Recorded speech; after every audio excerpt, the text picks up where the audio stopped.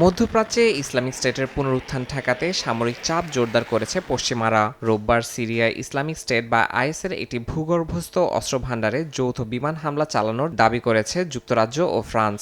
ব্রিটেনের প্রতিরক্ষা মন্ত্রণালয় জানিয়েছে, রয়্যাল এয়ার ফোর্সের টাইফুন যুদ্ধবিমান ফরাসি যুদ্ধবিমান বাহিনীর সঙ্গে এই অভিযানে অংশ নেয়।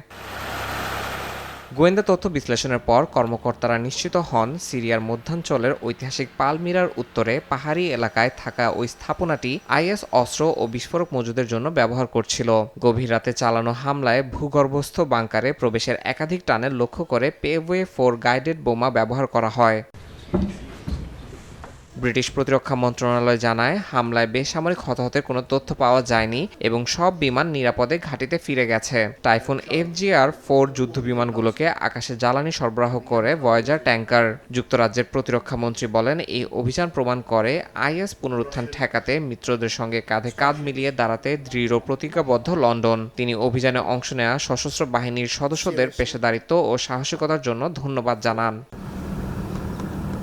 2014 সাল থেকে আন্তর্জাতিক জোটের অংশ হিসেবে সিরিয়া ও ইরাকে আইএস লক্ষ্য করে ড্রোন ও যুদ্ধবিমান ব্যবহার করছে রয়্যাল এয়ার ফোর্স। জাতিসংঘের হিসাব অনুযায়ী এখনও সিরিয়া ও ইরাকে আইএসের 5 থেকে 7,000 যোদ্ধা সক্রিয় রয়েছে। গত নভেম্বরে নতুন প্রেসিডেন্ট আহমেদ আল শারার নেতৃত্বে সিরিয়া যুক্তরাষ্ট্র নেতৃত্বাধীন আইএস বিরোধী জোটে যোগ দেয়। এই জোটের লক্ষ্য আইএসের অবশিষ্ট শক্তি নির্মূল করা। এই যৌথ বিমান হামলাকে আইএসের অবকাঠামো দুর্বল করার একটি গুরুত্বপূর্ণ পদক্ষেপ হিসেবে দেখছেন নিরাপত্তা বিশ্লেষকরা।